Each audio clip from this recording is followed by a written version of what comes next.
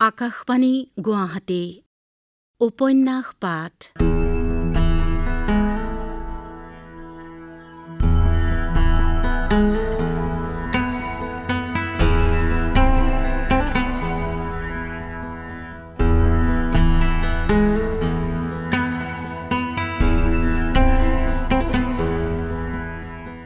এই অনুষ্ঠানটিত প্ৰচাৰ হৈ আছে অৰূপা পতংগীয়া কলিতাৰ উপন্যাস অয়নান্তৰ ধাৰাবাহিক পাঠ। পাঠ কৰিছে নয়ন প্ৰসাদে, প্ৰযোজনা ঋতুপৰ্ণ দাসৰ।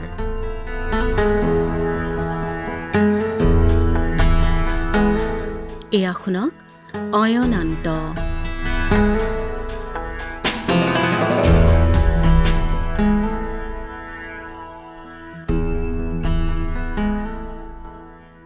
তাহাঁতৰ তিনিমহীয়া পৰীক্ষা হৈ গৈছে। গুড ফ্ৰাইডেৰ বাবে স্কুল বন্ধ। তাই বিচনাত বাগৰি আছে। চৰায়ে কিচিৰ-মিচিৰ কৰোঁতেই তাই সদায় সাৰ পায়। তাৰ পাছত আৰু তাইৰ টোপনি নাহে। সাধাৰণতে মুখ ধুই কিতাপ-পত্ৰকে মেলি লয়। আজিও সাৰ পাই তাই ভাবি চালে, পঢ়িবলৈ কিবা আছে নেকি? নাই, পৰীক্ষাৰ পাছত বন্ধই দিলে। বন্ধৰ দিনা গুড ফ্ৰাইডেৰ ফাংচন কিমান ধুনীয়া হৈছিল। তাহাঁতে কৰা যাদুৰ বাঁহী নাটকখন কিমান ভাল হোৱা বুলি চবেই কৈছিল। তাই নিৰঞ্জনৰ পেণ্ট চাৰ্ট পিন্ধি গৰখীয়া হৈছিল। মহিৰামে এটা বাঁহী গোটাই দিছিল। ছিষ্টাৰ মেলিনাই কলগানত বাঁহী বজাইছিল। বাওনাটোৱে গৰখীয়াক এটা বাঁহী দিছিল, বজালেই মানুহবোৰ নাচি উঠে। ছিষ্টাৰৰ কলগানত বাজি থাকে, তাই ওঠত বাঁহীটো লগাই নাচি থাকে। অত্যাচাৰী মাহীমাকৰ লগত, যাজকৰ লগত। চেপল হলটো হাঁহিত খলকি উঠিছিল। তাই অকলে অকলে হাঁহি উঠিল। এহাতেৰে নাকৰ এটা ফুটা বন্ধ কৰি, আনটো নাকত আঙুলিৰে ওঁ শব্দটো এবাৰ বন্ধ কৰি, এবাৰ খুলি দি, তাই কলগানৰ বাঁহীৰ সুৰটো তুলিবলৈ চেষ্টা কৰি কৰি বিচনাত পৰি থাকিল। আইতাক আহি আঁঠুৱাখন দাঙি অলপ ৰল। তাই নাকেৰে বাঁহী বজায়ে আছে। আইতাকক দেখি তাই উচপ খাই উঠিল। তিতা চুলি মেলি আইতাকে তাইৰ বিচনাৰ ওচৰতে ৰৈ আছে। থুৰীয়াযোৰৰ পৰা টোপ টোপকৈ পানী পৰিয়ে আছে। তাই ধমহকৈ বিচনাৰ পৰা উঠিল। আইতা, কি হ'ল? আহচোন মোৰ লগত। বোৱাৰী পুৱাৰ আকাশখনত অহা যোৱা কৰি আছে চপৰা চপৰ ক'লা ডাৱৰ। আন্ধাৰ হৈ আছে বাবেই মানুহবোৰ উঠা নাই। এনেই এই সময়ত বাৰান্দাত বৰুৱাৰ খৰমৰ শব্দ শুনা যায়। আইতাকে তাইক গা ধোৱা ঘৰলৈ লৈ গ'ল। তই সোনকালে গাটো তিয়াই লচোন। তাই গোমোঠা মাৰি ৰৈ আছে। নেৰা নেপেৰা বৰষুণৰ বাবে বতাহ ঠাণ্ডা হৈ পৰিছে। কাউৰী কুকুৰ নৌ উঠোতেই তাইৰ একেবাৰে গা ধুবৰ মন যোৱা নাই। কিবা হ'ল আইতাকৰ আজি? কেনেকৈ আছে? ইমান আন্ধাৰতে গোসাঁই ঘৰত গৈ কিবা কৰে? তাই গা ধোৱা ঘৰৰ দুৱাৰ মুখতে আঁঠুকাৰি বহি থাকিল।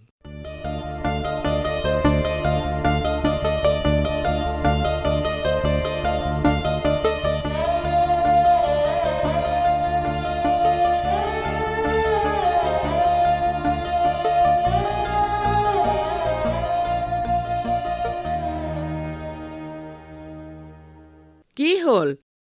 তই গা ধোৱাই নাই?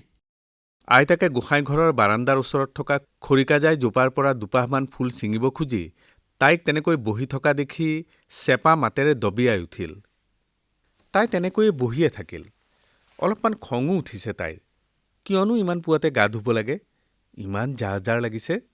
তাই গুঙুৰা মাৰি উঠিল। মই নুধো ইমান সোনকালে গা। ধৌ বুলিছো নহয়। আইতাকৰ মাতত আদেশ। নুধো। তাই গোৱাৰৰ দৰে বহিয়ে থাকিল। এনেখন নকৰিবি মাজনী। মানুহবোৰ উঠিব এতিয়া। তাই জাপ মাৰি উঠিল। কি হ'বনো মানুহবোৰ উঠিলে? তাই সঁচাকৈয়ে আচৰিত হ'ল। আইতাকে চাদৰৰ আঁচলৰ পৰা সৰু আধা ফুলা খৰিকাজাই ফুলমান সোণৰ ফুল এপাহ উলিয়াইছে। ক'লা ডাৱৰৰ মাজৰ পৰা আধা ওলাই থকা বেলিটোৰ সেতা পোহৰত ফুলপাহ চিকমিকাই উঠিল। তাই একে দৌৰে গা ধোৱা ঘৰত সোমাই চেঁচা পানীখিনি গাত ঢালি দিলে। কি যে ঠাণ্ডা লাগিছে। আইতা, গোসাঁই ঘৰ চাফা কৰিব নেকি? আজি সোণৰ ফুল থাপনাত আগবঢ়োৱাৰ সকাম পাতিছে। তাইৰ কাণত ভোৰতালৰ শব্দ, জিভাত মাহ চাউল পৰমান্নৰ সোৱাদ। জাৰ পলাই ফাট মাৰিলে। দৌৰাদৌৰিকৈ গা মচি চোলা সলাই তাই গোসাঁই ঘৰৰ বাৰান্দাত ৰৈ থকা আইতাকৰ ওচৰ পালেহি। তাই দুৱাৰদলিত সেৱা এটা কৰি গোসাঁই ঘৰ সৰা আচুতীয়া সূতাটো হাতত ল'লে। আইতাকে তাইৰ হাতৰ পৰা সূতাটো আঁতৰাই থলে। নালাগে সাৰিব। তাই অবাক হৈ চাই থাকিল। আইতাকে চকচকীয়া সোণৰ ফুলপাহ মাটিত ঘঁহিছে।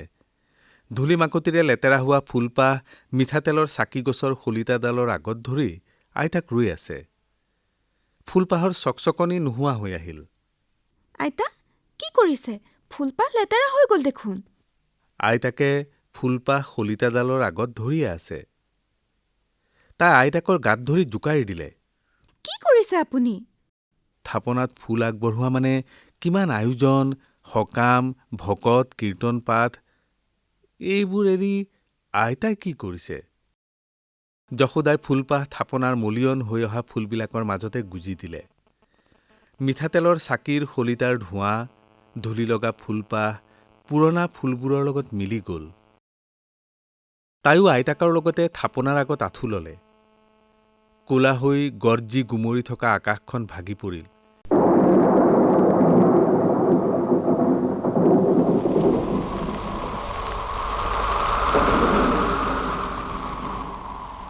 গোসাঁইঘৰৰ টিঙৰ ছালত দুম দুম শব্দই কাণ তাল মাৰি ধৰিলে। ঠিক যেন দবা আৰু ভোৰতালৰ কাণ তাল মাৰি নিয়া শব্দ। ঘৰৰ মানুহ নৌ উঠোতেই তাই আৰু আইতাক আহি বৰঘৰৰ বাৰান্দাত ভৰি দিলেহি।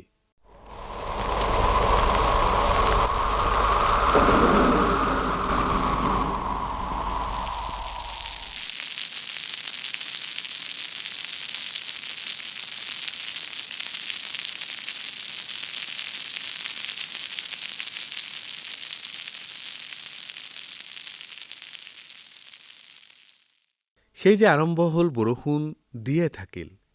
বাৰান্দাখন তিতা কাপোৰেৰে ভৰি পৰিল। গোটেইখন সেমেকা, ভিজা ভিজা। তাইৰ একোৱে ভাল লগা নাই। এবাৰ পাকঘৰলৈ গ'ল।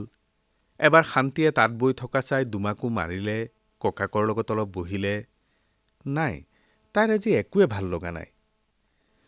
মহিৰামে চেপা পাতিছিল। এখৰাহী সৰু মাছ পাইছে। আইতাকে ফুটছাই আৰু ময়দা লৈ মাছ বাচিবলৈ বহিছে। তাই ওচৰতে থিয় হ'লহি। ৰঙা ৰঙা ভেচেলি মাছ দুটামান জঁপিয়াই আছে, ৰূপালী চন্দা মাছ দুটামানো আছে। তাইৰ বটল বিচাৰি আনি মাছকেইটা জীয়াবৰো মন নগ'ল। তাই বুলনি পালেগৈ। আৰামী চকীত বহি ককাকে গুৰগুৰি টানি আছে।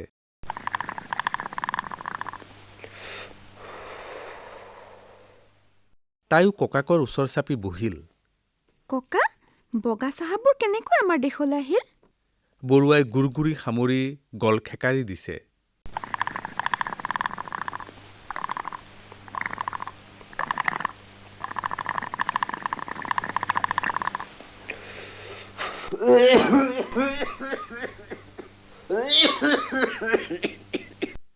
গলখেকাৰিৰ শব্দ শুনি তাই আৰামী চকীৰ বহল হেণ্ডেলডালত বহি ল'লে। পৰিচিত শব্দটোৱে নিৰঞ্জনকো টানি আনিলে। সিও আহি ককাকৰ আৰামী চকীৰ বাওঁফালৰ হেণ্ডেলডালত বহি ল'লে। দুই শিশুৱে ককাকৰ মুখলৈ অবাক হৈ চাই থাকিল।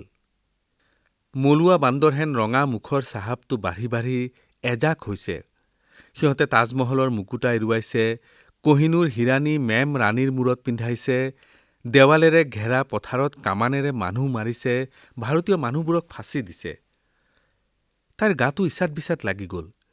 ককাকৰ সাধু যেন লগা কথাবোৰ শুনি থাকোঁতে তাইৰ হঠাৎ ভাৰ্গৱৰ মাকলৈ মনত পৰি গ'ল। মানুহগৰাকী মৰিল নেকি? ইমান তেজত তেওঁৰ চাদৰ মেখেলা তিতি গৈছিল। নিৰঞ্জনে কৈছিল, ভাৰ্গৱ হেনো আজিকালি স্কুললৈ নাহে। এতিয়াৰ পৰা নিৰঞ্জন সদায় প্ৰথম হ'ব। সি কিজানি ভাৰ্গৱ নহাৰ বাবে ভালেই পাইছে। কিবা হৈছে ভাৰ্গৱহঁতৰ? আইতাকে থাপনাত গুজি থোৱা ফুলপাহলৈ চাই মনৰ ভিতৰতে তাই সেৱা এটা জনালে। ককা, এই বদমাছ চাহাবোৰ খেদিব নোৱাৰিনে? পাৰি মাজনী, ৰাইজে উজান দিব লাগিব। ৰাইজে কিয় সিহঁতক নেখেদে?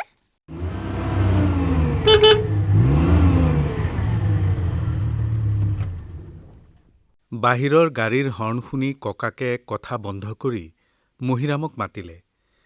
চিপচিপীয়া বৰষুণত তিতি মহিৰামে দৌৰ মাৰি গেটখন খুলি দিলেগৈ। চৌহদলৈ সোমাই আহিল এখন দীঘল ৰঙা গাড়ী। পম পমকৈ হৰ্ণ বাজি উঠিল।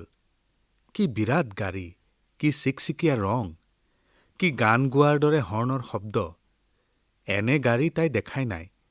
চলিলে শব্দই নহয়। পেটুৱা মানুহ এজন গাড়ীৰ পৰা নামি আহিল। মানুহজনক তাই চিনি পালে।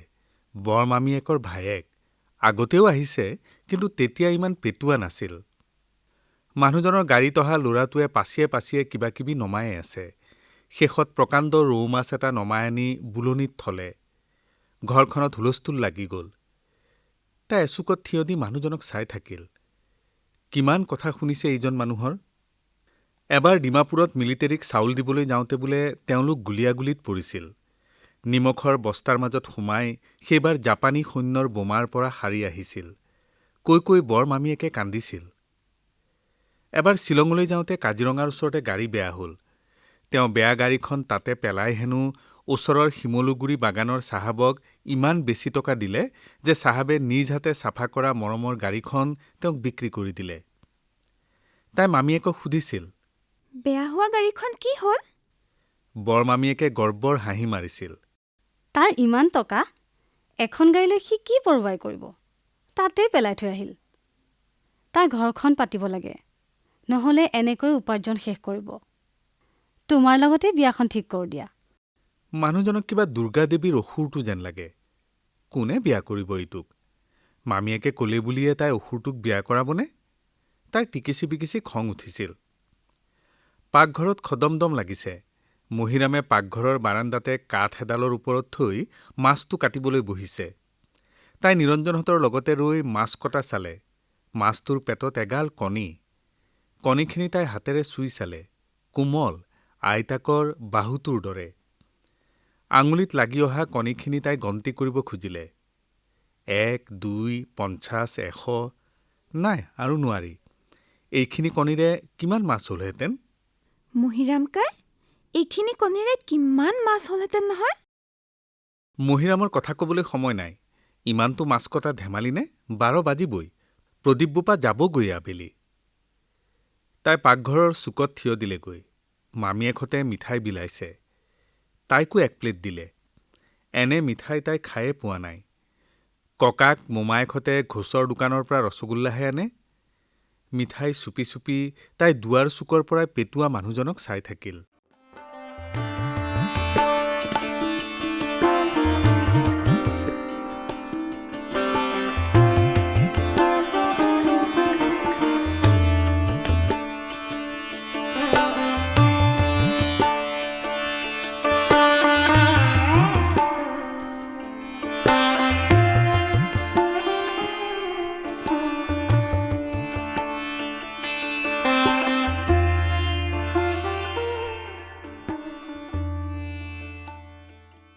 পাকঘৰলৈ চকী নানে, চবেই পীৰাত বহি ভাত খায়। মানুহজন ইমান শকত যে পীৰাত বহিবই নোৱাৰে। চকীত বহিয়ে তেওঁ চাহ খাইছে। চাহ খাই তেওঁ মোমায়েকহঁতৰ লগত বাৰাণ্ডালৈ গ'ল। কেনেকৈ খেকখেকাই হাঁহে। আইতাকেও বেতৰ চকীখন পাকঘৰৰ পৰা উলিয়াইছে। নিকাকৈ মচি থোৱা মজিয়াখনত চকীখনে 4টা গাঁত কৰিলে। বৰমামীয়েকে আইতাকে বাছি থোৱা মাছখিনিৰ খৰাহীটো তুলিছে। মা, সৰু মাছবোৰ কি কৰিব? ইমানটো মাছ ৰান্ধিবলৈ আছেই। পাণৰ গুৰিতে দি দিওঁ নেকি? দিয়ে। মাজে মাজে মাছ বেছি হ'লে সৰু মাছ পাণৰ গুৰিত দিয়ে। কিন্তু নবচা মাটিয়ে বালিয়ে লেতেৰা হৈ থকা মাছ। পিটিকি পিটিকি বচা, ধুই পখালি থোৱা চকচকীয়া মাছখিনি পাণৰ গুৰিত দিব? তাইৰ মনটো বেয়া লাগি গ'ল। আইতাকে লাও, বিলাহী আৰু ডাঙৰ ডাঙৰকৈ কটা ৰঙা মাছৰ টুকুৰাৰ চৰিয়াটোলৈ পাকঘৰত সোমাইছে। আইতাকে অলপ পাছতে কোনোবা এটাক চিঞৰিব।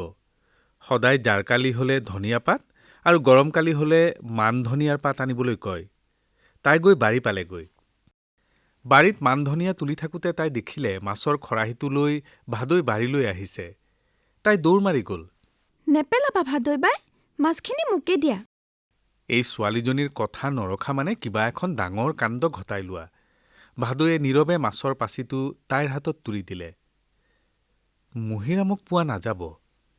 কলপাত কোনে কাটিব? হালধিৰ পাত দুখিলামানকে ছিঙি ধুই পখালি লৈ তাই পাকঘৰলৈ গ'ল। ধনিয়া পাতখিনি আগবঢ়াই দি তাই ক'লে, আইতা ধনিয়া পাত এয়া হালধি পাতো আনিছোঁ। ভাদৈক মাছখিনি পানৰ গুৰিত পেলাবলৈ নিদিলোঁ, পাতত দিব। আইতাকে নীৰৱে বস্তুকিপদ সামৰি নিলে। বাৰাণ্ডাত বহি মানুহজনে পেটটো মোহাৰি মোহাৰি খেকখেকাই হাঁহি হাঁহি কিবা কিবি কৈছে। গোটেইখনে হাঁহিছে। তাই লাহে লাহে বাৰাণ্ডালৈ উঠি যোৱা চিৰিটোত বহি ল'লে। গোলাপজোপাই তাইক আঁৰ কৰি ধৰিলে। মানুহজনে বটাৰ পৰা তামোল খাইছে। বুজিছে, ডিমাপুৰলৈ ৰেচন নিবলৈ চাহাবে লৰি লৈ আহে। মলুৱা বান্দৰটোৰ দৰে চাহাবটোৱে গাড়ী চলাইছে। প্ৰকাণ্ড লৰি গুমগুমাই আহে, মাটি কঁপি যায়। পৰ্বত সমান চাউলৰ বস্তা। পেটুৱা মানুহটো চাউলৰ বস্তাবোৰৰ ওচৰত থিয় হ'ল। তেওঁৰ পিছে পিছে আহিল কেইবাটাও মানুহ। পেটুৱাই দুটামান বস্তাত ৰঙা দাগ দিয়াইছে। মলুৱা বান্দৰে আহি পেটুৱাক এটা চাউলৰ বস্তা নমাবলৈ দিলে। পেটুৱাই দেখুৱাই দিয়া মতে এটা মানুহে ৰঙা দাগ দিয়া বস্তা এটা নমাইছে। মলুৱা চাহাবে ডাঙৰ পাল্লাখনত বস্তাটো নিজেই জুখিলে। ঠিক জোখ। মলুৱাই আৰু এটা বস্তা নমাবলৈ দিছে। পেটুৱাৰ হাতৰ ইচাৰাত আকৌ ৰঙা দাগ কটা বস্তা নামি আহিল। মলুৱা চাহাবে আগৰ দৰে জুখিলে। ঠিক জোখ। মলুৱা চাহাবৰ ট্ৰাকত চাউলৰ বস্তাবোৰ উঠিল। পেটুৱাই গণি থাকিল চাহাবে দি যোৱা এজাপ টকা। খেকখেকাই হাঁহি থকা পেটুৱাৰ লগতে চবেই হাঁহিছে। চাহাব হ'লে কি হ'ব? সিহঁতে ডালে ডালে বগালে, মই পাতে পাতে বগাম। মই গোটাই নিদিলে সিহঁতে যুঁজ কৰিবলৈ ক'ৰ পৰা ৰেচন পাব? হয় নেকি? আপুনি তেতিয়াহ'লে বস্তাই প্ৰতি কমেও 5 খেৰ চাউল কমাই দিয়ে, সেয়েহে ইমান টকাৰ চৌচৌৱানি। ডাক্তৰ মোমায়েকে মাত লগালে। অকল চাউলেই নে? ছাগলীৰ কথা শুনক। হাঁহিলে মানুহজনৰ মুখৰ পৰা ভৰিলৈকে কঁপে। তাই লৰচৰ কৰি বহিছে। একান্ত মনে মঙহাল মুখখনৰ পৰা ওলোৱা শব্দবোৰলৈ কাণ পাতি থাকিল। এটা ৰুমত এগাল ছাগলীয়ে বেবাই আছে। একাষত কেঁচা পকা ভীমকল এগাল। পেটুৱাৰ নিৰ্দেশত মানুহ দুটাই ছাগলীবোৰক ঠাচি ঠাচি ভীমকল খুৱাইছে। ছাগলীৰ বেবনীত গোটেইখন কথা ক'লে নুশুনা হৈছে। ছবিখন কল্পনা কৰি তাইৰো হাঁহি উঠি গ'ল। এইবাৰ পেটুৱা মানুহজনে চাহাবে দিয়া ঘড়ী, পেইন, চিগাৰেট জ্বলোৱা লাইটাৰ টেবুলত মেলিছে। তাই ধীৰে ধীৰে চিৰিটোৰ পৰা উঠি গ'ল। গোসাঁই ঘৰৰ পাছফালেদি তাই আগফালৰ চোতাল পালেগৈ।